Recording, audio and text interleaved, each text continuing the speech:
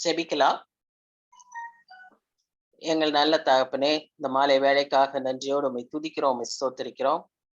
இந்த நாளிலும் கூட சுவாமி எங்களை எல்லாருக்கும் நல்ல ஜீவன சுகத்தை சந்தோஷமாய் உற்சாகமாய் ஒருவரை ஒருவர் காண ஒருவரோடு ஒருவர் பேச நீர் பாராட்டின பெரிய கிருபைக்காக நன்றி செலுத்துகிறோம் சுவாமி. ஆம் ஆண்டவரே, தகுதியில்லாத நாங்கள் சுவாமி, நாங்கள் நீர் மூலமாக ஆதரிப்பது உடைய சுத்த கிருபை. ஆம் ஆண்டவரே, எங்களை இவ்வளவாய் காத்து வந்த தயவுக்காக நன்றி செலுத்துகிறோம். இந்த நாளிலும் கூட சுவாமி உடைய சத்தியத்தை தியானிக்க இந்த மாலை வேளையில நாங்க ஒன்று கூடி வந்திருக்கிறோம். சுவாமி நீரத்தாமே இந்த நேரத்தை பொறுப்பேற்றுக் கொள்ளும். ஆவியானவர் இந்த நேரத்தை ஆண்டவரை முழுமையாய் ஆட்கொள்ள வேண்டுமா இமை நோக்கி நாங்கள் செபிக்கிறோம். எந்த தடையுமின்றி ஆண்டவரே இந்த சத்தியங்களை நாங்கள் தியானிக்க, அதை ஆண்டவரே எங்கள் உள்ளங்களில ஏற்றுக்கொள்ள, நீ சொல்லுகிற பாடங்களை கற்றுக்கொள்ள கிருபையாய் இறங்கும்படியாய் செபிக்கிறோம். வாழ்க்கை ஒப்புக் கொடுக்கிறோம், பொறுப்பேற்றுக் கொள்ளும், வழி நடத்தும். நேசிக்கிற இயேசு கிறிஸ்துவின் மூலமாய் வேண்டிக் கொள்கிறோம் பிதாவே, ஆமென். சரி, நம்ம கடந்த வாரம் 7ஆம் அதிகாரத்தை பார்த்தோம். 7ஆம் அதிகாரத்துல நம்ம கொஞ்சம் சில வசனங்களை நம்ம முடிக்காம இருந்தோம். ஒரு சில வசனங்களை நாம முடிக்கல, கம்ப்ளீட் பண்ணல. சரியா?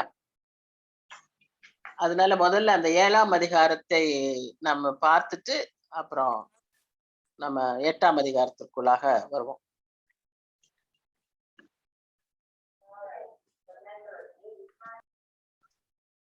இந்த 7ஆம் அதிகாரம் நம்ம பார்க்கும்போது அதை நம்ம என்ன எப்படி பிரித்திருந்தோம்னா, முதல் 8 வசனங்கள்ல தரிசனத்தை பார்த்தோம், அவரை கண்ட தரிசனத்தை பார்த்தோம்.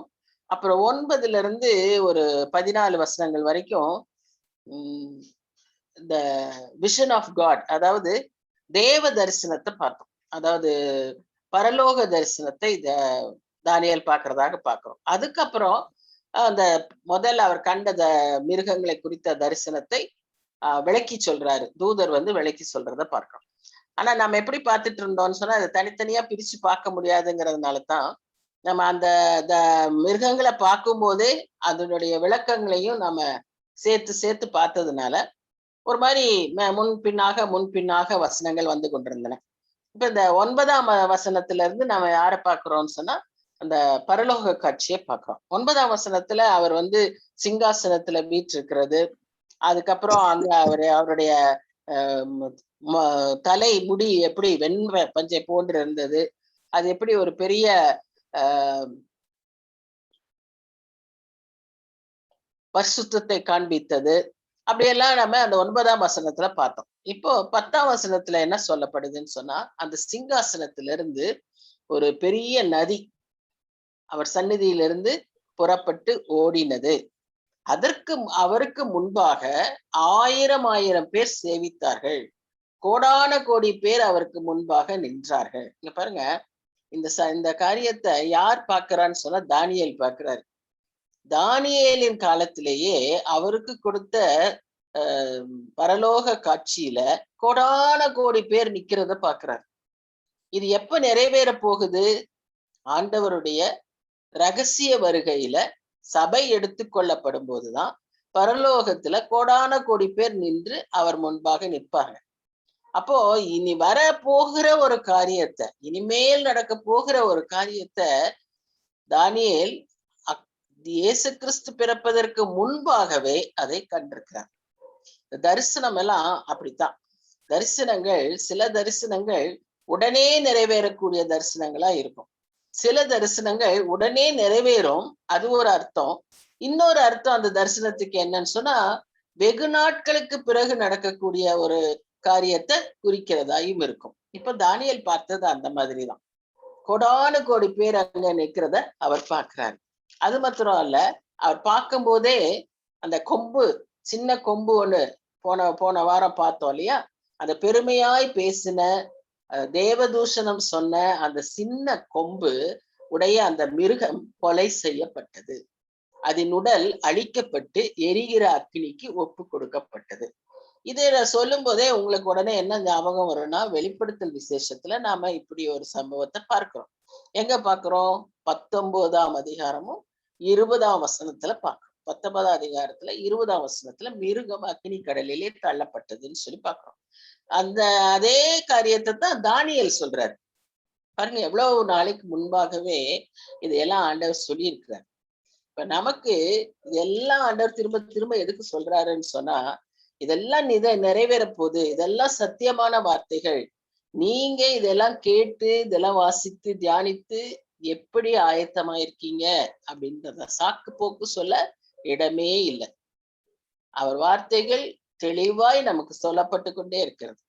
அதே மாதிரி 10ஆம் வசனத்தின் பின்பகுதி பாருங்க, நாயர் சங்கம் உட்கார்ந்து புஸ்தகங்கள் திறக்கப்பட்டது.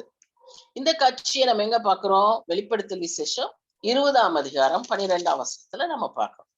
ஆக வெளிப்படுத்தல்ல யோவானுக்கு வெளிப்படுத்தின தரிசனமும் தாவீதுக்கு வெளிப்படுத்தின தரிசனங்களும் ஒன்றாய் இருக்கிறது. ஒரே காரியங்களை விளக்கி சொல்லுது. நிறைய காரியங்கள் ஓவர்லேப் ஆகுது. அப்படின்னா என்ன அர்த்தம்? ஒரு வசனமே திரும்ப திரும்ப சொல்லப்பட்டா அர்த்தம் என்னன்னா, அது ஆழமாய் அதை அறிவுறுத்துகிறார் அப்படின்னு அர்த்தம். இப்ப இதுவும் அப்படிப்பட்ட ஒரு சத்தியமான வார்த்தைகளா இருக்கிறபடினாலதான் இதையும் நாம என்ன செய்ய போறோம்? நம்ப போறோம், விசுவாசிக்க போறோம். இன்னும் 13ஆம் வசனத்துல நீங்க பாத்தீங்கன்னா இன்னொரு காட்சியை பாக்குறாரு. அதுல என்ன பாக்குறாரு? மனுஷகுமாரன் அப்படிங்கிற ஒரு வார்த்தையை அங்க நம்ம பயன்படுத்துறாரு. இப்ப பாருங்க, முதல்ல அவர் என்ன சொன்னாருன்னா, நீண்ட ஆயுசு உள்ளவர். பிதாவானவரை தானியேல் தன்னுடைய தரிசனத்துல எப்படி சொல்றாருன்னா, நீண்ட ஆயுசு உள்ளவர். பிதாவானவரை அப்படி பார்க்கிறார். இப்போ அந்த பிதாவானவரை அப்படி பார்த்த போது அவருடைய குமாரனாகிய இயேசு கிறிஸ்துவுக்கு அவர் கொடுக்கிற பெயர் என்னன்னா மனுஷகுமாரன். இந்த மனுஷகுமாரன்ங்கிற வார்த்தைய ஆண்டவராகிய இயேசு கிறிஸ்துவே தம்மை குறித்து சொல்லியிருக்கிறார். எங்க சொல்லியிருக்காரு? மத்தேயு 26:64. இந்த 24ன்னு போட்டிருக்கிற வசனம் வந்து 64. மத்தேயு 26:64 வசனத்திலையும் லூக்கா 21:27 வசனத்திலும் ஆண்டவர் தன்னையே மனுஷகுமாரன் அப்படின்னு குறிப்பிட்டிருக்கிறத நம்ம பார்க்கணும். இப்ப மனுஷகுமாரனுடைய சாயலான ஒருவர் வானத்து மேகங்களுடனே வந்தார். அவர் வந்து என்ன செய்யறாரு? நீண்ட ஆயுசுள்ளவரிடம் மட்டும் வந்து அவர் சமீபத்தில் கொண்டு வரப்பட்டார். அதற்கு அடுத்த பிறகு என்ன நடக்குது? சகல ஜனங்களை, கோடானு கோடி பேர் அங்க நின்னாங்க இல்லையா, அவங்க எல்லாரும் அவரை சேவிக்கும்படி அவருக்கு கர்த்தத்துவமும் மகிமையும் ராஜரீகமும் கொடுக்கப்பட்டது. பிதாவானவர் தான் எல்லாவற்றையும் ஆளுகை செய்கிறவர். இயேசு கிறிஸ்து சிலுவையில மரித்து நம்மை மீட்டுக் கொள்ளும்படியாய் அவர் செய்த காரியத்தினாலே குமாரனுக்கு அவருடைய எல்லா அதிகாரத்தையும் அவருக்கு தராரு. அதைத்தான் நம்ம இங்க பாக்குறோம். நீங்க நல்லா ஞாபகத்துல வச்சுக்கணும். தானியேல் இதை பார்த்து எழுதியிருக்கிறாரு. தானியேல் காலத்துல இயேசு கிறிஸ்துவே இன்னும் பிறக்கல. நமக்கு நல்லா தெரியும், தானியேல் எத்தனையோ வருஷங்களுக்கு முன்பாக இயேசு கிறிஸ்து பிறப்பதற்கு முன்பாக கண்ட காட்சி. ஏசாயா எழுதியிருக்கார் இல்லையா, அவர் பெயர் அதிசயமானவர், அவர் ஆலோசனை கர்த்தர் அப்படின்லாம் அவர் பெயர் அங்க போட்டிருக்குது. ஆனா ஏசாயா 700 வருஷத்துக்கு முன்பாக அதை எழுதியிருக்கிறாரு. அப்போ இந்த காரியங்கள் எல்லாம் தேவன் அவர்களுக்கு அந்த பழைய ஏற்பாட்டு தீர்க்கதரிசிகளுக்கு விளக்கியிருக்காங்க. அவங்களுடைய முக்கியமான போக்கஸ் எல்லாம் எதை பத்தி இருக்கும்னு சொன்னா, அதிகமாய் ஆண்டவராகிய இயேசு கிறிஸ்துவின் முதல் வருகையையும் அவருடைய காரியங்களை குறித்தும் அதிகமா சொல்லப்படும். அதற்கு பின்பு வருகிறவர்கள்லாம் எதை பத்தி பேசுவாங்க? இரண்டாம் வருகையை குறித்து பேசுவாங்க. தானியேல் ஆனா இரண்டையும் அவர் கம்பைன் பண்றார். இரண்டுமே அவருடைய தரிசனங்கள்ல நாம பார்க்கிறோம். அப்ப மனுஷகுமாரன், கர்த்தத்துவம், இரண்டு வார்த்தைகளை அங்கு பயன்படுத்துறாங்க. கர்த்தத்துவம் சொன்னா அதிகாரம். இப்ப இங்கே நம்ம பார்க்கிறோம், ஏசாயா 9:6 பார்க்கிறோம், கர்த்தத்துவம் அவர் தோளின் மேல் இருக்கும். லூக்கா 1:32 பார்க்கிறோம், அவருக்கு யாக்கோபின் குடும்பத்தாரை என்றென்றைக்கும் அரசாளுவார், தாவீதின் சிங்காசனத்தை அவருக்கு கொடுப்பார் அப்படின்னு காபிரியல் தூதன் மரியாள் கிட்ட சொல்றாங்க. அப்போ இந்த கர்த்தத்துவத்தையும், அப்படின்னா அதிகாரம், கர்த்தத்துவத்தையும் அவருடைய நாமத்தையும் மனுஷகுமாரன் என்கிற அவருடைய தன்மையையும் தானியேல் குறிப்பிட்டு சொல்லுகிறதாய் பார்க்கிறோம். கடைசி வசனத்துல தானியேல் என்ன சொல்றாருன்னா, இதுதான் நமக்கு ஒரு நித்திய ராஜ்யத்தை குறித்த ஒரு வசனம், நமக்கு ஒரு நம்பிக்கையான வசனம். என்னது அது? வானத்தின் கீழ் எங்கும் உள்ள ராஜ்யங்களின் ராஜரீகமும் ஆளுகையும் மகத்துவமும் உன்னதமானவருடைய பரிசுத்தவான்களாகிய ஜனங்களுக்கு கொடுக்கப்படும். உன்னதமானவருடைய பரிசுத்தவான்களாகிய ஜனங்கள் என்று சொல்லப்படுகிறவர்கள் யார்? ஆட்டுக்குட்டியின் ரத்தத்தினாலே மீட்கப்பட்ட ரட்சிக்கப்பட்ட ஜனங்கள். அவர்கள் தான் உன்னதமானவருடைய பரிசுத்தவான்களுடைய ஜனங்கள். அப்போ சபை, எடுத்துக்கொள்ளப்பட்ட சபை, அவர்களுக்கு ஆளுகை கொடுக்கப்படும், அதிகாரம் கொடுக்கப்படும். அவருடைய ராஜ்யம் நித்திய ராஜ்யம். சகல கர்த்தத்துவங்களும் அவரை சேவித்து அவருக்கு கீழ்ப்பட்டிருக்கும் என்றார். இதே வசனத்தை தான் நம்ம வெளிப்படுத்தல் விசேஷம் 11ஆம் அதிகாரம் 15ஆம் வசனத்திலையும் நம்ம வாசிக்கிறோம். அந்த மாதிரி கிறிஸ்துக்குரிய ராஜ்யங்கள் சதா காலங்களிலும் அவர் ராஜ்யபாரம் பண்ணுவார். சரியா? அப்போ இந்த 7ஆம் அதிகாரத்துல கடைசியா நம்ம பார்க்கிறது என்னன்னு சொன்னா, ஆண்டவராகிய இயேசு கிறிஸ்து ஆளுகையை எப்படி பெற்றுக்கொண்டார், அந்த ஆளுகையை எப்படி அதை நமக்கு தருகிறார் என்பதை அந்த கடைசி பகுதியில பார்க்கிறோம். ஆளுகையை பிதாவின் இடத்திலிருந்து அவர் பெற்றுக்கொண்டார். நமக்கு அதுக்காக அவர் என்ன செய்தாரு? தன் ஜீவனையே கொடுத்தாரு. சிலுவையில மரித்து அந்த காரியத்தை அவர் சம்பாதித்தார். ஆனா நமக்கு அதை இலவசமாய் கொடுக்கிறார். நம்ம அதை ரட்சிப்பை ஏற்றுக்கொள்ளும் போது அதை நமக்கு இலவசமாய் கொடுக்கிறார். இந்த ஸ்லாக்கியம் அவருக்கு பின், கிறிஸ்து மரித்ததற்கு பின்பாக பிறந்த சபை மக்களுக்கு தான். நாம அதுல இன்க்ளூட் ஆகிறோம். அதனால நாம அந்த ஸ்லாக்கியத்தை அலட்சியப்படுத்தக்கூடாது. கர்த்தர் கணக்கு கேட்பார். நாம அதை அலட்சியப்படுத்தும் போது, ரட்சிப்பை நம்ம உதாசீனப்படுத்தும் போது, நம்ம ஆண்டவர் நமக்கு செய்த காரியத்தை நம்ம என்ன செய்யறோம்? அவர் செய்த தியாகத்தை, அவர் நமக்காய் ஜீவன் விட்ட காரியத்தை நாம என்ன செய்யறோம்? அதை மதிப்பில்லாம குறைக்கிறோம். அது ஒரு பெரிய பாவம். அந்தி கிறிஸ்து பண்ற பாவத்துக்கு ஈக்குவலான பாவம் இது. அதனால நம்ம பயந்து, கர்த்தருக்கு பயந்து, கர்த்தரை சேவித்து, கர்த்தரை நம்பி விசுவாசித்து, கர்த்தருக்கு பிரியமாய் வாழ நாம அழைக்கப்படுகிறோம். இதுதான் அந்த 7ஆம் அதிகாரத்தின் மையப்பொருள். சரி, இப்போ நம்ம 8ஆம் அதிகாரத்திற்குள்ளாக கடந்து செல்வோம்.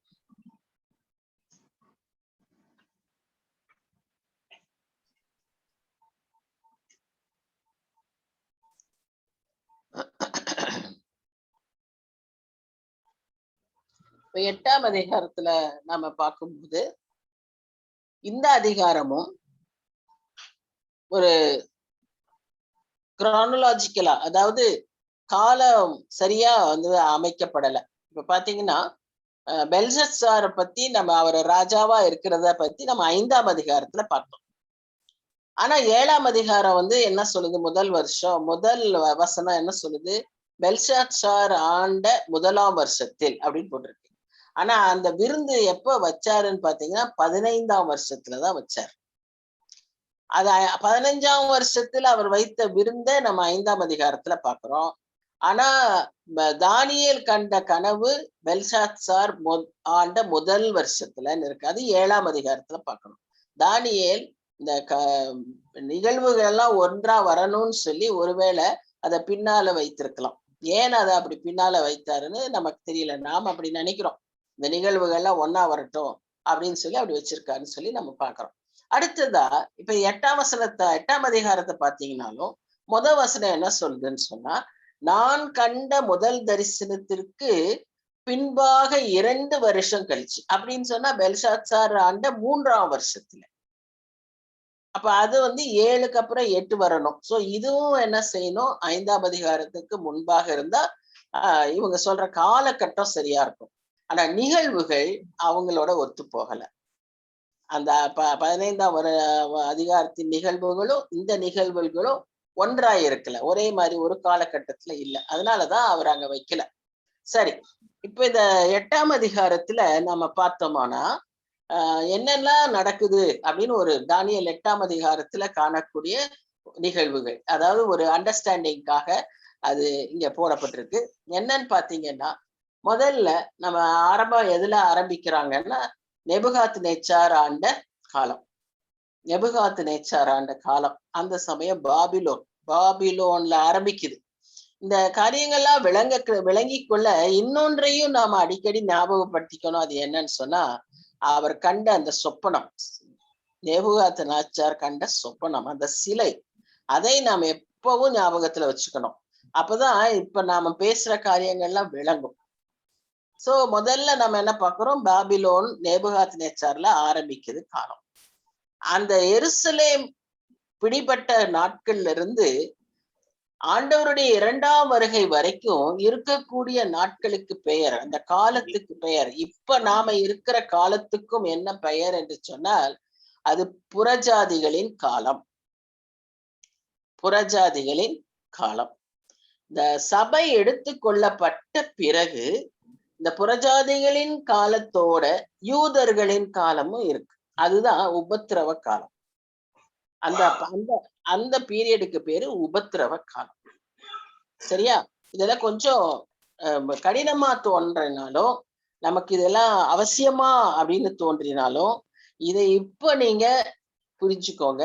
எவ்வளவு புரியுதோ அவ்வளவு புரிஞ்சுக்கோங்க. எவ்வளவு நம்ம அதை நோட் பண்ணிக்கிறோமோ நோட் பண்ணி வச்சுக்கலாம். பிற்காலத்துல இது இன்னும் கொஞ்சம் நாட்கள் போகும்போது இன்னும் நல்லா ஆண்டவர் நமக்கு அதை விளக்கி கொடுப்பார். அப்படித்தான் ஒவ்வொன்றும் நம்ம படிக்கணும். கொஞ்சம் கொஞ்சமா நம்ம என்ன செய்யணும், படிக்கணும். விளங்குதோ விளங்கலையோ ஆண்டவருடைய வார்த்தையை நம்ம அண்டர்ஸ்டாண்ட் பண்ணிக்கிறோம். இது கொஞ்சம் கடினமா தான் இருக்கும்.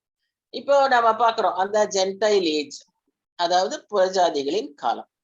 இந்த புறஜாதிகளின் காலத்துல முதல் 3 ராஜ்யங்கள், அதாவது யாரு, பாபிலோன், மேதிய பெர்சியா, கிரேக்க நாடுகள், அந்த ராஜ்யங்கள் ரொம்ப முக்கியத்துவம் வாய்ந்ததா இருந்தது.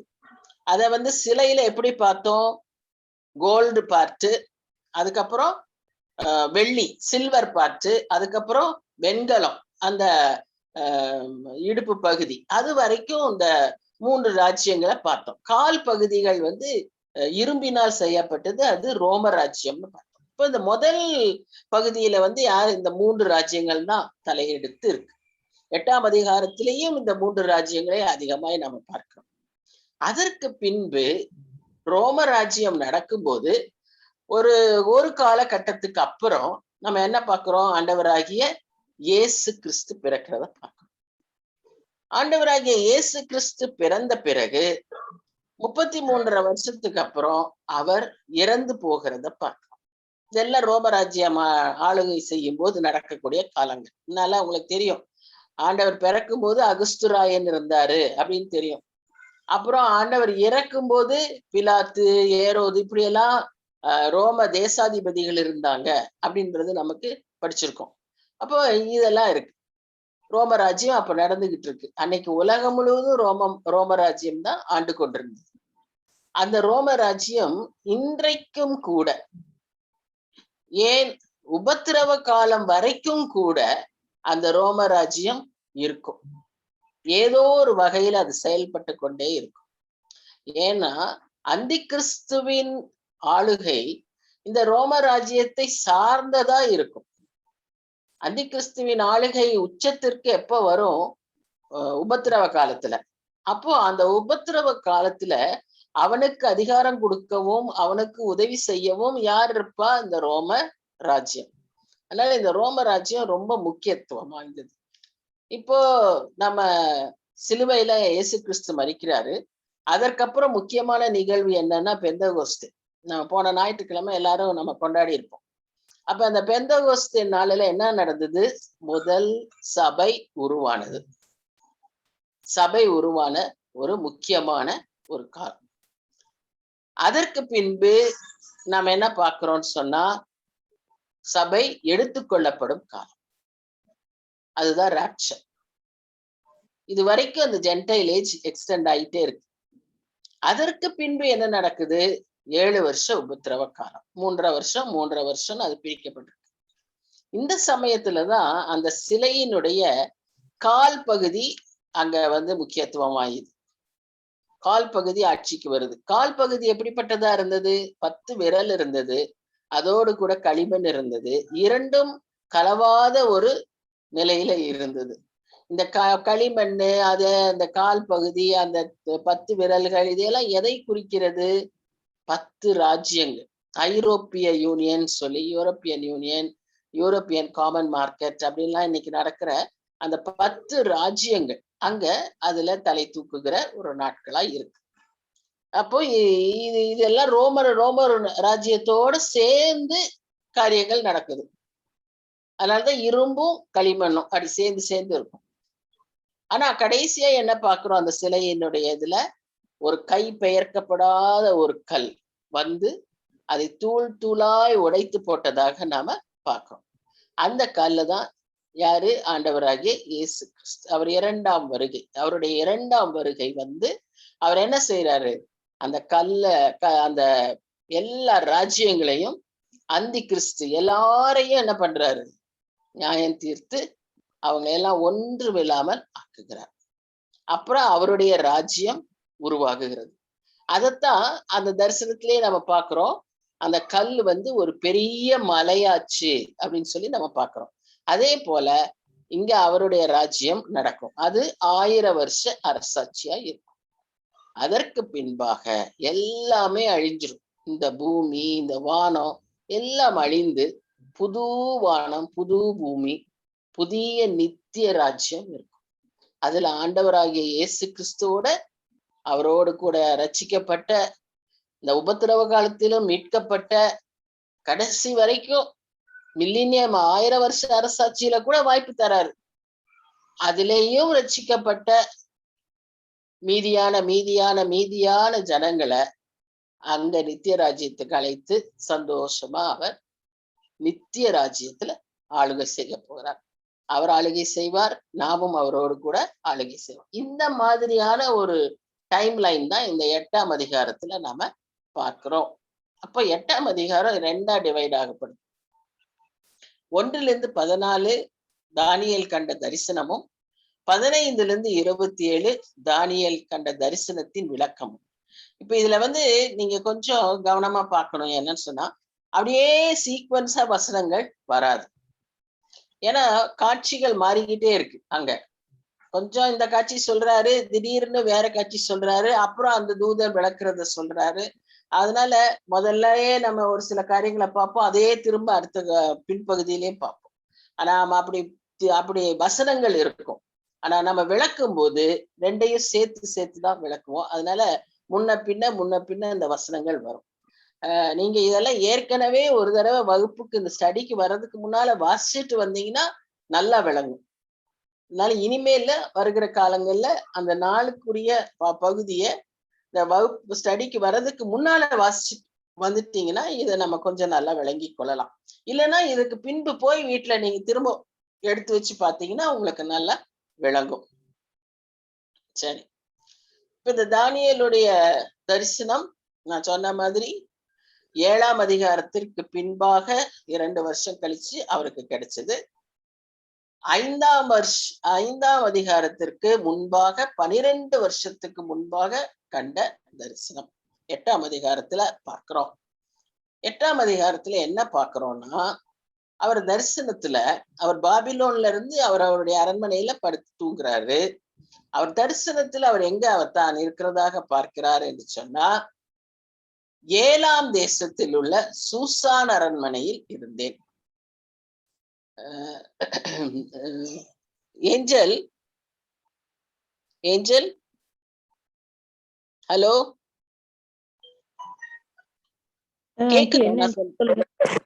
கேக்குதாமா நான் பேசுறது? கேக்குதுங்க, கேக்குது. படம் பாக்குறீங்களா? படம் இல்ல, படம் இல்ல, பிபிடி இல்ல.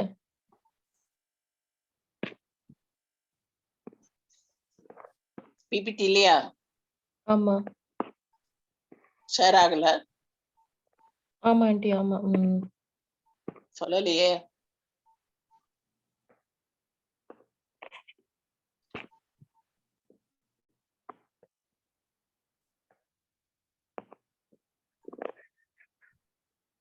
இப்ப வருது. இப்ப இருக்கு ஆண்டி.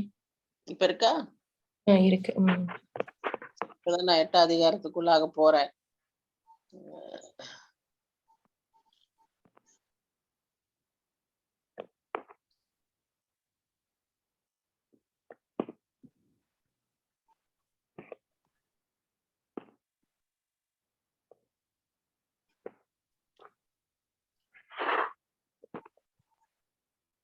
சரி.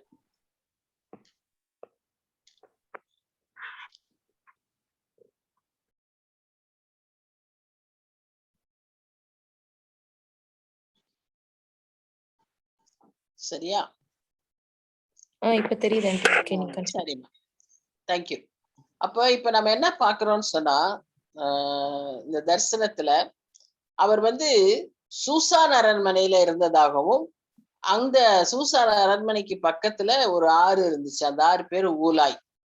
ஊலாய் என்கிற ஆற்றங்கரையில இருந்ததாக அவர் பார்க்கிறாரு. நான் இங்க தானே படுத்திருக்கேன் அப்படின்னு அவர் நினைக்கிறாரு. ஆனா தரிசனத்துல அவர் வந்து அந்த அந்த இடத்துல பார்க்கிறாரு. அவர் தான் இருக்கிறதாக பார்க்கிறாரு. நம்ம கூட சொப்பனத்துல சில சமயம் எங்கேயோ இருக்கிற மாதிரி நம்ம கனவு பார்ப்போம். அது மாதிரி இங்கேயும் அவர் எங்கேயோ ஒரு ஆற்றங்கரையில இருக்கிறதா பார்க்கிறாரு. சரி. இந்த சூசான்னு சொன்னா நமக்கு என்ன ஞாபகம் வரும்? எஸ்தருடைய அரண்மனை. எஸ்தர் ராஜாத்தி அந்த சூசான் அரண்மனையில தான் வாழ்ந்தாங்க. அவங்க காலகட்டம் எல்லாம் அங்கதான் நடந்தது. 80 வருஷத்துக்கு அப்புறம் அவங்க அந்த சூசான் அரண்மனையில இருந்ததாக நாம பார்க்கிறோம். இது தரியு ராஜாவுடைய குளிர்கால கேபிட்டல்னா அவருடைய தலைநகரம், குளிர்கால தலைநகரம் அப்படின்னு நம்ம பார்க்கிறோம். சரி, இப்ப என்னாச்சு?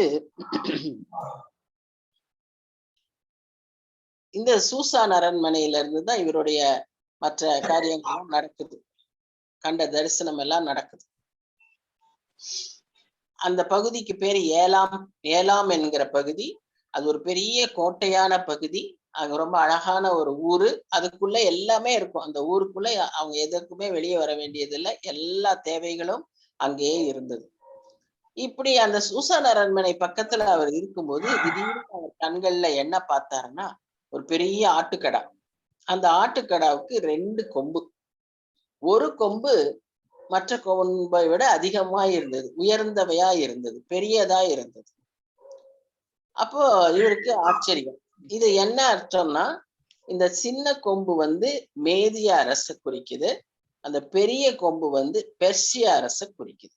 மேதிய அரசின் தலைவர் வந்து தரியு ராஜா, பெர்சிய அரசின் தலைவர் வந்து கோரேஸ் ராஜா. இதெல்லாம் நம்ம வேதத்துல வாசிக்கிறோம். தானியேல் புஸ்தகத்துல இதெல்லாம் வாசிக்கிறோம். அப்போ இந்த ஆட்டுக்கடா என்ன செஞ்சிச்சுன்னா, 3 திசைகளில, அதாவது மேற்கு திசை, வடக்கு திசை, பின்பு தெற்கு திசை, இந்த 3 திசைகளிலும் வேகமாய் ஓடி ஓடி ஓடி அது பரவுச்சு அப்படின்னு சொல்லி பார்க்கிறோம். என்ன அப்படி அர்த்தம்னா, இந்த ஆட்டுக்கடா யாரை குறிக்குது அப்படின்னு சொல்லி பார்த்தீங்கன்னா, கோரேஸ் ராஜாவை குறிக்குது. கோரேஸ் ராஜா எல்லா பகுதியும் ஆட்கொண்டு ஒரு பெரிய பெர்சிய ராஜ்யத்தை அவர் வந்து எஸ்டாப்ளிஷ் பண்றாரு. மேற்கு அது பாருங்க, அந்த பகுதியெல்லாம் கிளியரா சொல்லி இருக்கு. அதுக்கெல்லாம் ஒரு அர்த்தம் இருக்கு. ஏன் இப்படி அவ்வளவு தெளிவா பைபிள்ல சொல்றாங்கன்னா, கிழக்கு பகுதிக்கு அவர் அதிகமா வெளியே அந்த பக்கம் போகல. கிரேக்கர்கள் தான் கிழக்கு பகுதி வரைக்கும் வந்தாங்க. இவங்க என்ன செஞ்சாங்க, மேற்கு, அதாவது பாபிலோன், துருக்கி அந்த மாதிரி இடங்கள்லயும், கிரீஸ், அதாவது சாரி மேற்குன்னா கிரீஸ் இருக்கிற இடம், மேற்கு கிரீஸ், துருக்கி இருக்கிறது வந்து வடக்கு, பாபிலோனு எகிப்து இருக்கிறது தெற்கு. இந்த பகுதிகள் எல்லாம் அவங்க பிடிச்சாங்க. கொஞ்சம் இந்த ஈஸ்டர்ன் சைடுல, சவுத் ஈஸ்ட் சைடுல ஆப்கானிஸ்தானையும், வெஸ்டர்ன் பார்ட் ஆஃப் இந்தியாவையும் பிடிச்சதாக நாம பார்க்கிறோம். இப்போ இதை பார்த்துக்கிட்டே இருக்கும்போது திடீர்னு அந்த ஆடை பார்த்துக்கிட்டே இருக்காரு. அப்போ இன்னொரு வெள்ளாட்டுக்கடா வருது. அந்த வெள்ளாட்டுக்கடா என்ன செய்யுது, நிலத்திலே கால் பாவாமல், அதாவது அதனுடைய கால் வந்து அந்த நிலத்து மேலேயே இல்லை, அது மேல அப்படியே மிதந்துட்டு இருக்கு, தேசத்தின் மீது எங்கும் சென்றது. இவருக்கு எவ்வளவு பெரிய ஆச்சரியமா இருக்கும் பாருங்க. அவர் அப்படியே ஒரு ஆட்டுக்கடாவை பாக்குறாரு, அது இங்கேயும் அங்கேயும் பாஞ்சுக்கிட்டு 3 பக்கமா அதுக்குள்ள ஒரு வெள்ளாட்டுக்கடா வருது. அந்த வெள்ளாட்டுக்கடா பூமி மேல கால் பரவாம அப்படியே பூமி மேல எங்கேயே சுற்றிட்டு நேரா முழு பலத்தோட உக்கிரத்தோட அந்த ஆட்டுக்கடா மேல பாய்ந்தது. இந்த வெள்ளாட்டுக்கடாவுக்கு ஒரே ஒரு கொம்பு இருந்துச்சு. ஒரு கொம்பு இருந்தது. அந்த ஆட்டுக்கடான்னு சொல்லக்கூடிய முதல், அதாவது இங்கிலீஷ்ல அதை ரேம்னுவாங்க, இத கோட்டுன்னுவாங்க. இந்த ரேமுக்கு பாத்தீங்கன்னா 2 கொம்புகள் இருந்தது. ஆனா இந்த கோட்டுக்கு ஒரே ஒரு கொம்பு. இந்த கோட்டு யாரு? கிரேக்க ராஜ்யத்தை குறிக்குது. இந்த கிரேக்க ராஜ்யம் எங்கிருந்து வந்தது? வெஸ்டர்ன் சைடுல இருந்து வந்தது. இது பாருங்க, இதெல்லாம் வேதத்துல குறிக்கப்பட்டிருக்கு. இது நாம கொடுக்கிற விளக்கம் இல்ல, வசனங்கள் இருக்கிறது. வேதத்துல இருக்கிற வசனம். மேல் code came from the west.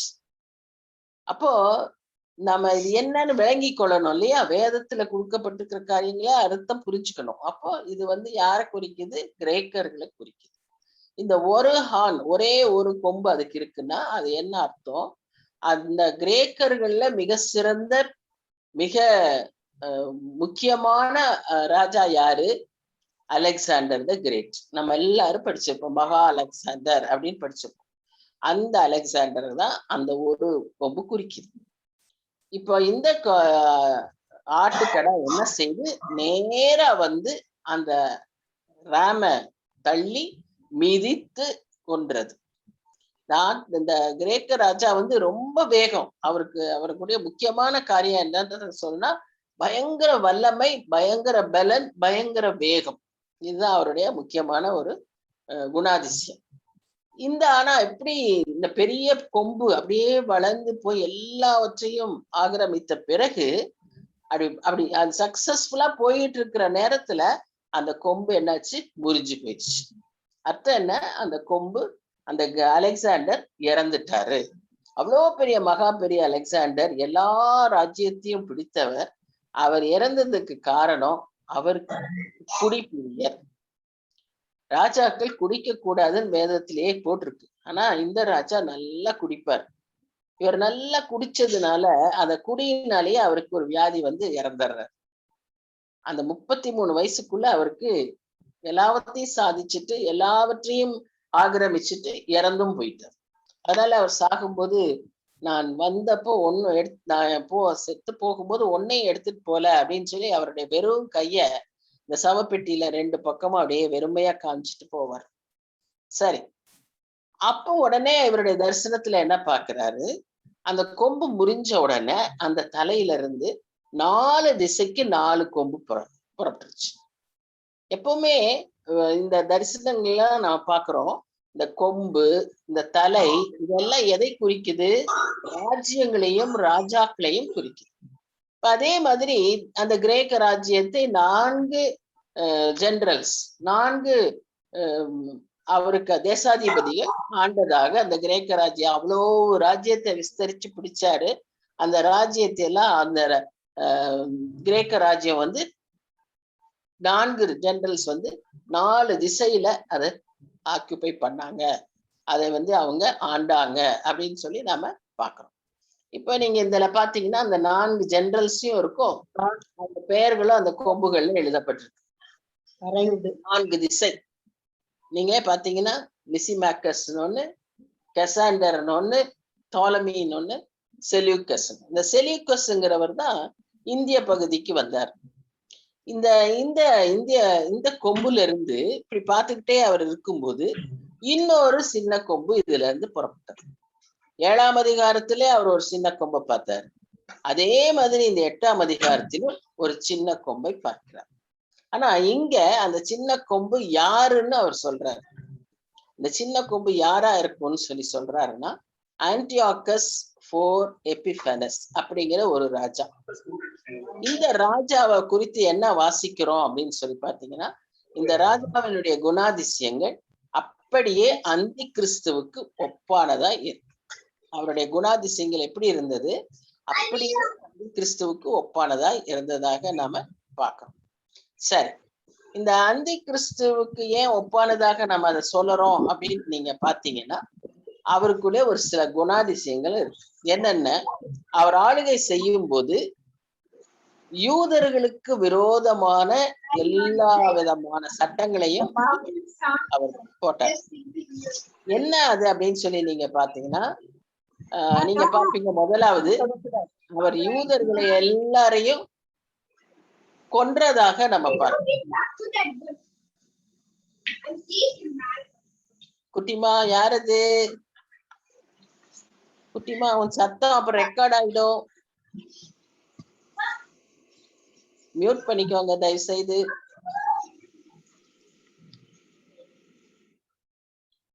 நீங்க தயவு செய்து மியூட் பண்ணிக்கோங்க, இல்லைன்னா குழந்தை சத்தம் கேட்கும். இப்ப ரெக்கார்டிங்லயும் குழந்தை சத்தம் வரும்.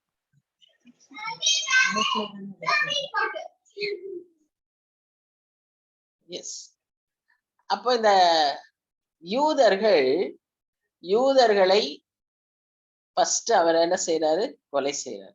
அந்தி கிறிஸ்துவனுடைய ஒரு முக்கிய குணாதிசயம் என்னன்னு சொன்னா, இயேசு கிறிஸ்துவுக்கு எதிராய் கிளம்புவான். அதனாலதான் அவன் பேர் அந்தி கிறிஸ்து.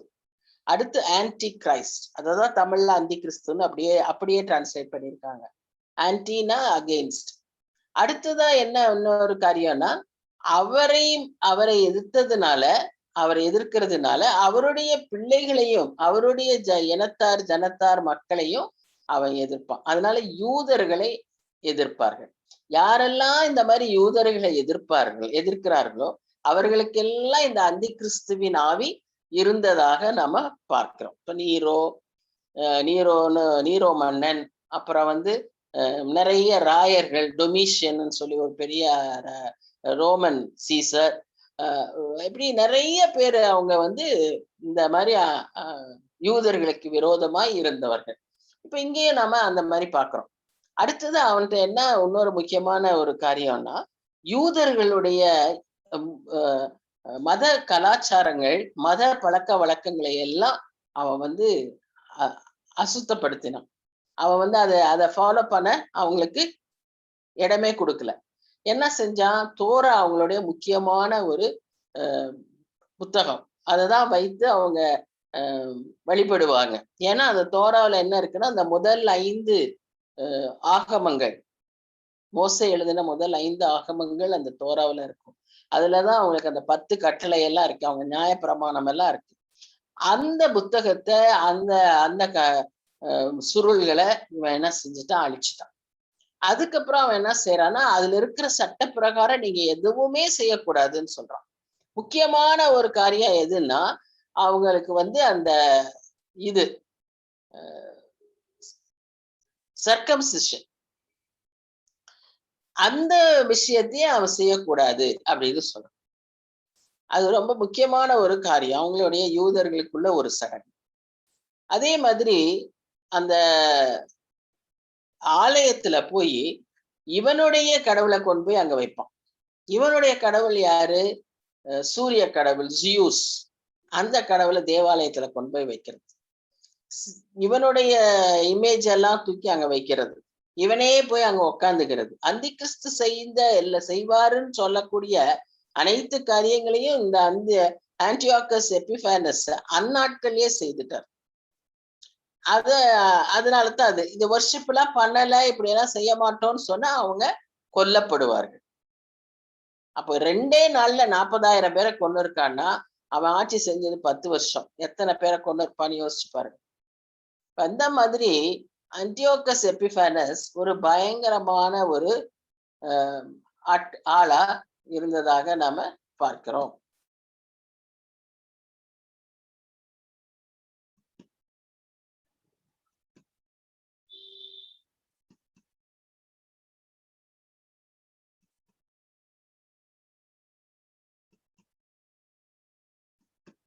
சரி, இனி என்ன பார்ப்போம்னு சொன்னா, இந்த ஆன்டியோகஸ் எபிஃபானஸ்க்கும் அந்தி கிறிஸ்துவுக்கும் இருக்கக்கூடிய பொருத்தங்கள். 2 பேருமே சாதாரணமான ஆட்களாய முதல்ல ஆரம்பிப்பாங்க. ஆனா அப்படியே வல்லமையை பெற்று பெற்று பெற்று அவங்க ஒரு அதிகாரத்தை பெற்று எல்லாரையும் ஆளுகை செய்ய ஆரம்பிச்சிருவாங்க. இன்னொன்னு என்ன பாக்குறோம்னு சொன்னா, அவங்கள தங்க வாயினால கர்த்தரை தூஷிப்பார்கள். 2 ராஜாக்களுமே செய்தது. இந்த அன்டியோகஸ் எபிஃபானஸ் அவர் ஆள்கையில செய்தாரு. இனி வரப்போகிற அந்தி கிறிஸ்துவும் அதேதான் செய்வார்.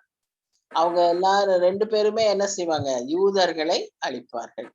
2 பேருமே தாங்களே கடவுள்னு சொல்லி தங்களுடைய இதெல்லாம் கொண்டு போய் சிலை, இமேஜ் எல்லாம் கொண்டு போய் ஆலயத்துல வைப்பாங்க. தன்னையே வணங்கணும் அப்படின்னு அவங்க சொல்லுவாங்க. 2 பேருக்கும் அதே காமன் ஃபீச்சர். 2 பேருமே தங்க வல்லமைய பிசாசனிடத்திலிருந்து பெற்றுக்கொண்டவர்கள். சாதாரணமா நம்ம எல்லாரும் எப்படி ஜெபிப்போம்? பரிசுத்த ஆவியானவர் எங்களுக்கு வல்லமையை தாங்க, பலப்படுத்துங்கன்னு நாம சொல்லுவோம். ஆனா இவங்க பிசாசு கிட்ட இருந்து வல்லமையை பெற்றவர்கள். அதனால இவங்களும் நல்ல வல்லமை உள்ளவர்களா இருப்பாங்க.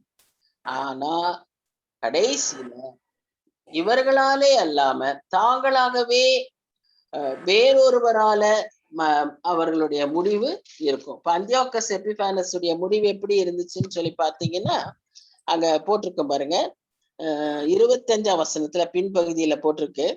ஆனாலும் அவன் கையினால் அல்ல வேறு விதமாய் முறித்து போடப்படுவான். இவனை பத்தி என்ன சொன்னாங்கன்னா, இந்த ஆட்சி நடந்துட்டு இருக்கும்போது வேற இப்போ நம்ம பாக்குறோம், ஒரு முக்கியமான ஒரு அவங்களுக்குள்ள ஒரு புரட்சி நடக்கும். யூதர்கள்லாம் சேர்ந்து ஒரு புரட்சி செய்வாங்க. அந்த புரட்சி சமயத்துல அவன் தோற்று போவான். அவன் தோற்று போனோடனே அவன் சீரியா தேசத்துக்கு ஓடிடுறான்.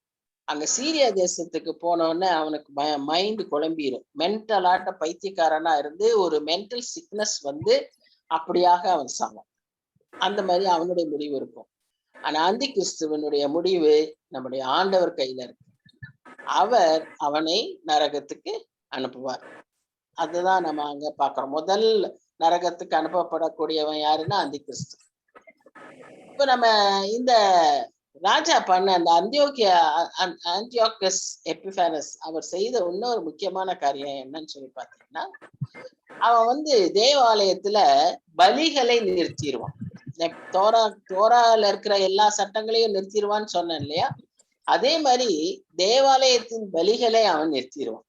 இப்ப தேவாலயத்து பலிகளை நிறுத்தினோன்னு இங்க பைபிள்ல வேதத்துல நம்ம என்ன வாசிக்கிறோம்? அந்த அதிகாரத்துல 2 பரிசுத்தவான்கள் அவர்களுக்குள்ள பேசிக்குவாங்க. 13ஆம் வசனத்துல பாக்குறோம். இப்ப இந்த மாதிரி பலிய எத்தனை நாளைக்கு நிறுத்துவான் இவன் அப்படின்னு அவங்க கவலையோட கேட்கும் போது இன்னொரு தூதன் சொல்லுவான், அதுக்கு ஒரு முடிவு இருக்கு. அது வந்து இவன் வந்து இந்த மாதிரி எத்தனை நாள் செய்வான்னா 2300 நாள் செய்வான். அதுக்கு மேல அவனால செய்ய முடியாது அப்படின்னு சொல்றான். இந்த 2300 நாளுன்னு சொல்ல குறிக்கப்படுறது என்னன்னு சொன்னா, அவங்க யூதர்கள் மாலை வேளையிலும் காலை வேளையிலும் பலி செலுத்துகிறவர். அதனால இந்த 2300ன்னு சொல்லும் போது இந்த பலிகள் எதை குறிக்குதுன்னா மாலை பலியையும் காலை பலியையும். அப்படின்னா ஒரு நாள் இந்த 2300 2ஆ டிவைட் பண்ணா 1150 நாள் வருது. இந்த 1150 நாள் எதை குறிக்குதுன்னா இந்த அந்தியோக்கஸ் எபிஃபானஸுக்கும்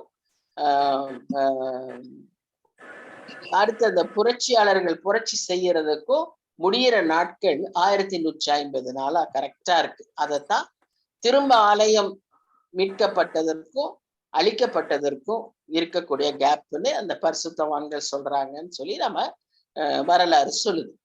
இன்னும் இங்க இந்த இடத்துல அந்த தானியேல் என்ன பண்றான்னா, இவனுக்கு நிறைய காரியம் விளங்கல. இப்ப நமக்கே நிறைய காரியம் விளங்க மாட்டேங்குது.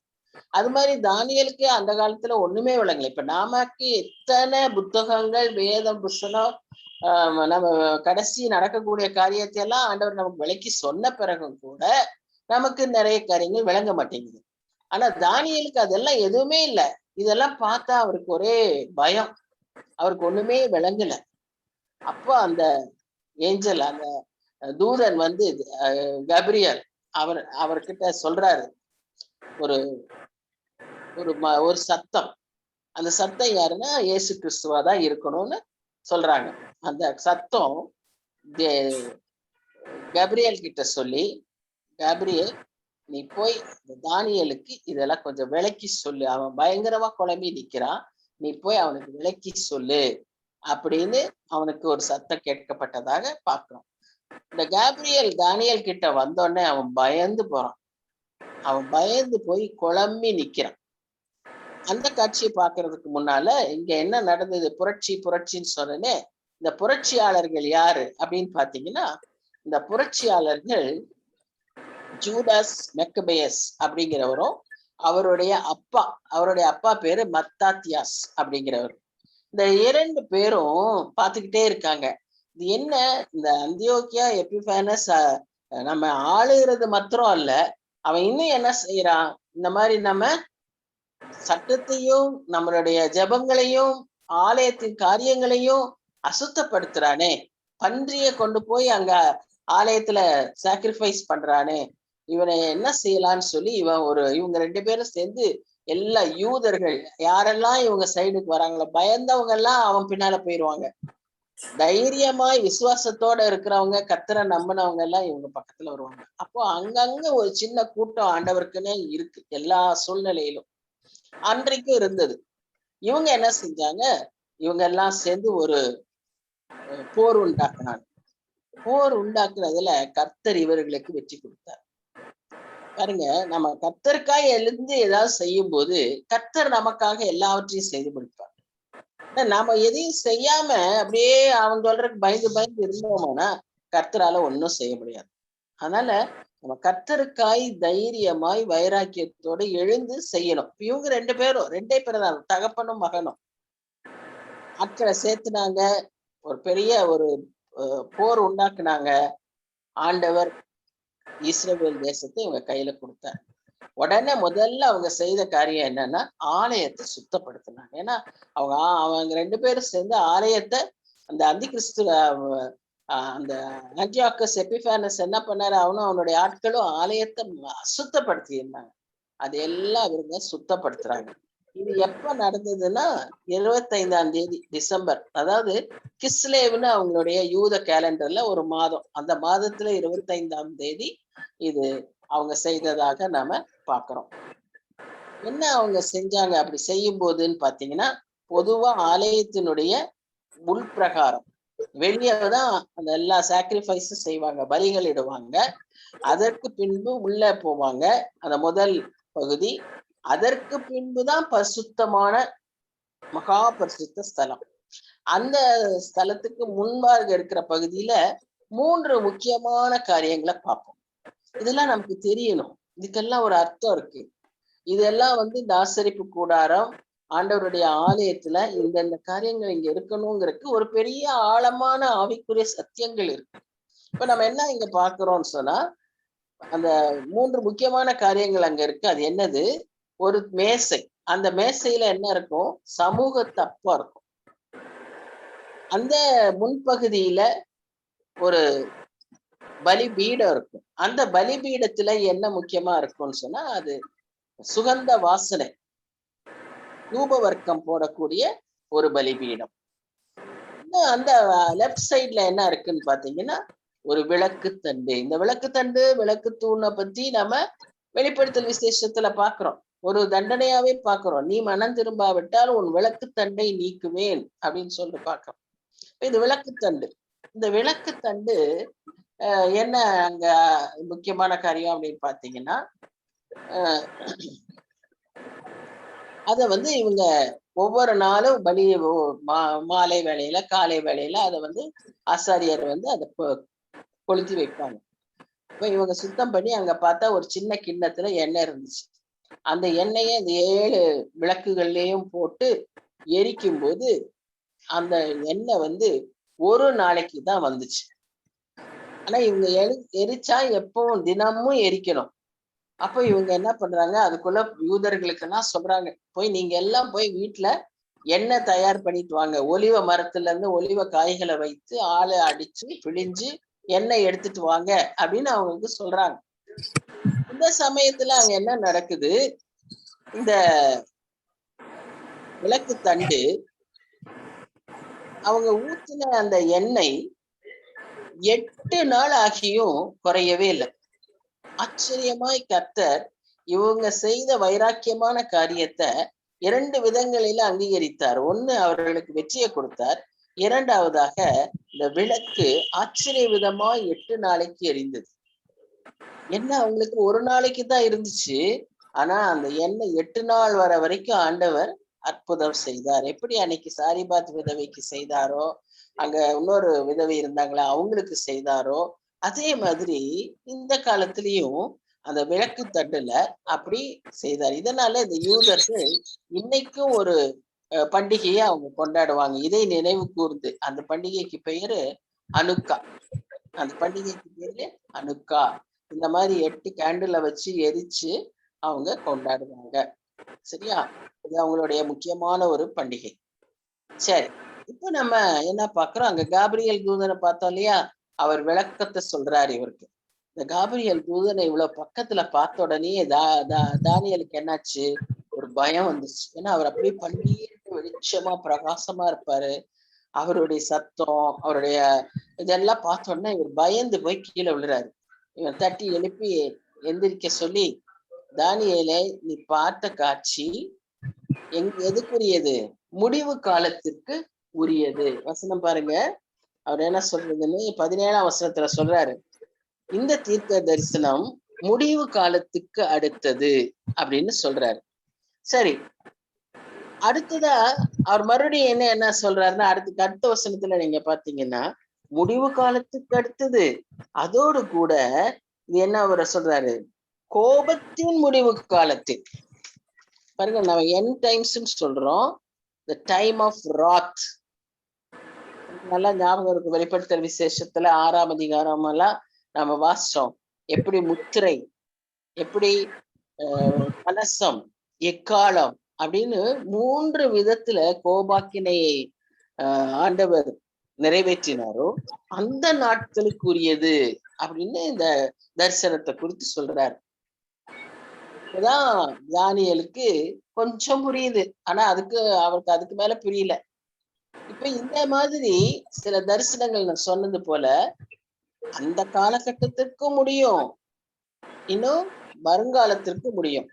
தானியேல் அன்றைக்கு என்ன நினைச்சாராம், அந்த அந்தியோகஸ் எபிஃபானஸ் உடைய ஆட்சியினுடைய முடிவை தான் தூதர் சொல்றாரு. முடிவு காலம்ங்கிறது அந்தியோகஸ் எபிஃபானஸ் உடைய ஆட்சியின் முடிவு அப்படின்னு தானியேல் அன்னைக்கு நினைச்சிருக்காரு. ஆனா நமக்கு தெரியும் முடிவு காலம்னா என்ன இதெல்லாம். சரியா? இந்த வசனங்கள் எல்லாம் என்னத்தை குறிக்குதுன்னு சொன்னா இந்த மாதிரி சமீபத்திற்கும் தூரத்திற்கும் உள்ள தீர்க்க தரிசனங்களை குறிக்கிறது. சொல்றாரு பாருங்க, ஏதோ கோபத்தின் முடிவு காலத்திலே சம்பவிப்பதை உனக்கு தெரிவிப்பேன், இது குறிக்கப்பட்ட முடிவு காலத்துக்கு அடுத்தது அப்படின்னு சொல்லி. இது என்ன, இப்ப நான் திரும்ப திரும்ப சொல்றது என்னன்னா, அந்த தரிசனத்துக்கு ஒரு இம்மீடியட் முடிவு ஒண்ணு இருக்கு, இந்த நாட்கள் கழித்து இருக்கக்கூடிய ஒரு முடிவும் இருக்கு அப்படிங்கறத தான் இங்க நாம பார்க்கிறோம். சரி,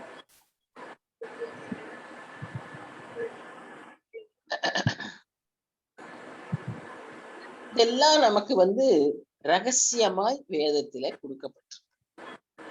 இதெல்லாம் நம்ம விளங்குறதுக்கு நமக்கு ஒரு ஆண்டவர் சாக்கியத்தை கொடுத்திருக்கார். எல்லாவற்றையுமே அவர் ரகசியமாய் வெளிப்படுத்தியிருக்கிறார். அதனாலதான் நமக்கும் அது ரொம்ப விளங்குறது கஷ்டமா இருக்கு. எபேசியர் 3ஆம் அதிகாரம் 3ஆம் வசனத்துல நம்ம பாக்குறோம், அதை நான் ரகசியமாய் எங்களுக்கு அறிவித்தார் அப்படின்னு சொல்றாரு.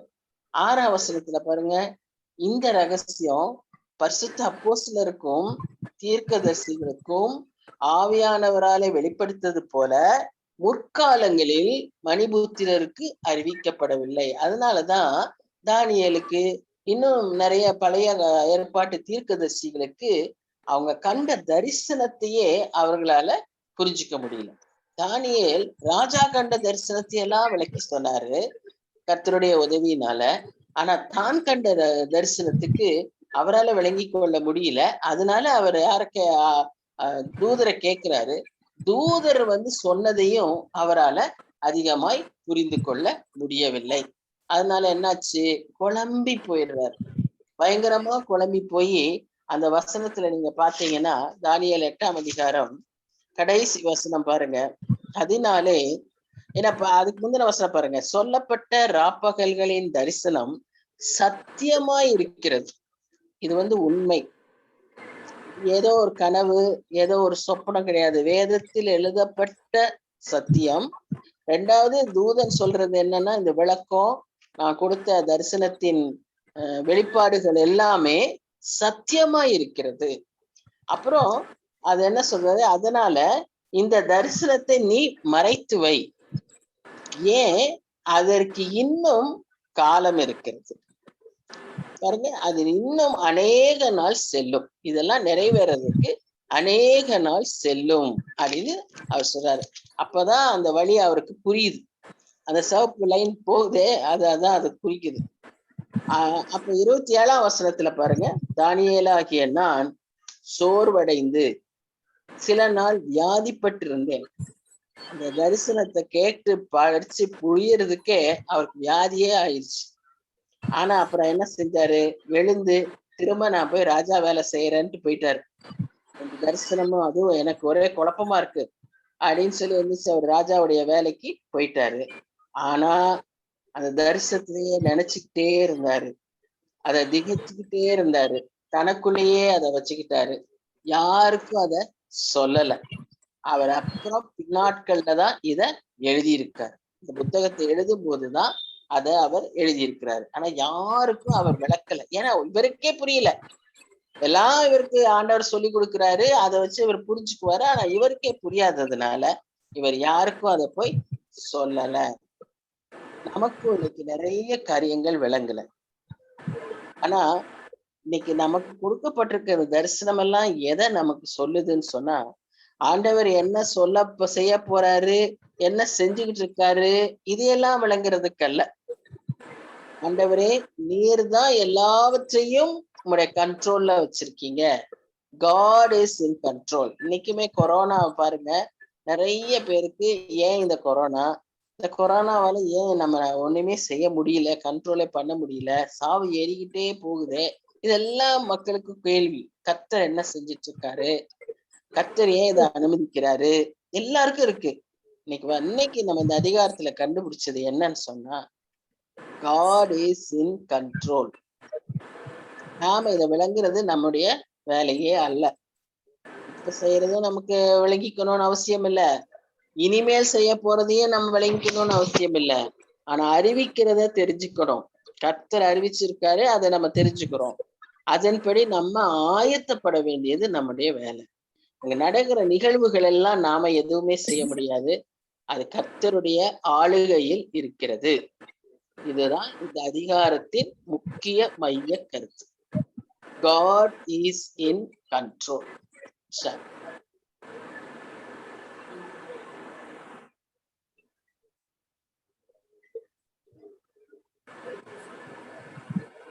நம்ம ஜெபிப்போம். அன்பின் பரலோக தகப்பனே, இந்த தானியேலுடைய தரிசனங்களை ஆண்டவரே தானியேலுக்கே விளங்க முடியாத ஒரு காரியமா இருந்தாலும் கிருபையாய் சுவாமி இந்த நாட்கள்ல எங்களுக்கு விளங்கும்படியாக சுவாமி நீர் கிருபை பாராட்டி இருக்கிற தயவுக்காக நன்றி செலுத்துகிறோம். ஆம் சுவாமி, ஒரு ஆவியானவரின் துணையோடு நீர் என்ன சொல்லுகிறீரோ அதை நாங்கள் விளங்கிக் கொள்ள எங்களுக்கு நீர் உதவி செய்கிறீர். அதற்காக நன்றி செலுத்துகிறோம். இந்த நேரத்துல கூட சுவாமி எங்களுக்கு ஒன்று தெரியும், you are in control of everything. எல்லாவற்றையும் நம்முடைய ஆளுகையில நீர் வைத்திருக்கிறீர். அதற்காக நாங்கள் நன்றி செலுத்துகிறோம். தப்புனே எதுவும் எங்களால கண்ட்ரோல் பண்ண முடியாது. ஆனா நீர் எல்லாவற்றையும் கண்ட்ரோல் பண்ணி தானியேலுக்கு நீர் சொல்லி கொடுத்தது போல எங்களுக்கும் நீர் ஆண்டவருடைய தூதர்களை கொண்டு, ஆண்டவருடைய சத்திய வார்த்தைகளை கொண்டு எங்களோடு பேசுகிறீர் சுவாமி. அந்த சத்திய வார்த்தைகளை சத்தியமாய் ஏற்றுக்கொள்ள எங்களுக்கு உதவி செய்யும். நீ சொல்லி தருகிற, நீர் எச்சரிக்கிற காரியங்கள், ஆம் சுவாமி, மத்தேயு 24, லூக்கா 21 இதுல எல்லாம் நாங்க வாசிக்கிறோம். முடிவு காலங்களை குறித்து நீர் எங்களுக்கு தெளிவாய் சொல்லி இருக்கிறீர். இந்த காரியங்கள் எல்லாம் நாங்க விளங்கிக் கொள்ளுகிறோம். அந்த காரியங்களை விளங்கிக் கொள்ளுகிற விதமாக நாங்க ஆயத்தப்பட எங்களுக்கு உதவி செய்யும். நாங்க மட்டும் அல்ல சுவாமி, மற்றவர்களையும் ஆயத்தப்படுத்த எங்களுக்கு நீர் உதவி செய்யும். ஆண்டவரே, நாங்க தாழ்த்துகிறோம். இந்த இரவிலும் கூட சுவாமி, இந்த இரவிலோ மற்ற நேரங்களிலோ மற்ற பகுதியில இருக்கிறவர்களுக்கு நீர் கூட இருந்து சுவாமி, ஆண்டவரே தப்பனே இந்த நாளை ஆசீர்வதித்து தாரோம். தொற்றுகளுக்கு எங்களை எல்லாம் நீர் விலக்கி காத்து வருகிறீர். அதற்காக நன்றி செலுத்துகிறோம். தொடர்ந்து பாதுகாத்து கொள்ளும் சுவாமி. உம்முடைய சட்டைகளின் மறைவுல எங்களை மூடி மறைத்துக் கொள்ளும். வாதை ஒன்றும் ஒருவரின் குடும்பத்தையும் அணுகாதபடி நீர் காத்து கொள்ளும் சுவாமி. குடும்பத்தாருடைய தேவைகளை சந்தியும் ஆண்டவரே. அவங்களுடைய பிரச்சனைகளை நீர் ஆண்டவரே தீர்த்து கொடும் சுவாமி. எத்தனையோ காரியங்களுக்கு உம்மிடத்துல ஜெபித்து கொண்டிருக்கிறாங்க. அந்த தேவைகளை எல்லாம் நீர் நிறைவேற்றி கொடுக்கும்படியாய் ஜெபிக்கிறோம் சுவாமி. கிருபையாய் இறங்குங்க. இந்த நாட்கள்ல நாங்க சபையாய் ஐக்கியமாய் உம்மை ஆராதிக்க முடியல ஆண்டவரே. நாங்க ஒருவரோடு ஒருவர் சேர்ந்து ஜெபிக்க முடியல. இப்படி எல்லாம் இருக்கும்போது இந்த மீடியாவை எங்களுக்கு கொடுத்து இதன் மூலமாய் சுவாமி நாங்க எப்படியாக பேச உம்முடைய காரியத்தை குறித்து தியானிக்க நீ தந்திருக்கிற இந்த நல்ல வாய்ப்புக்காக நன்றி செலுத்துகிறோம்.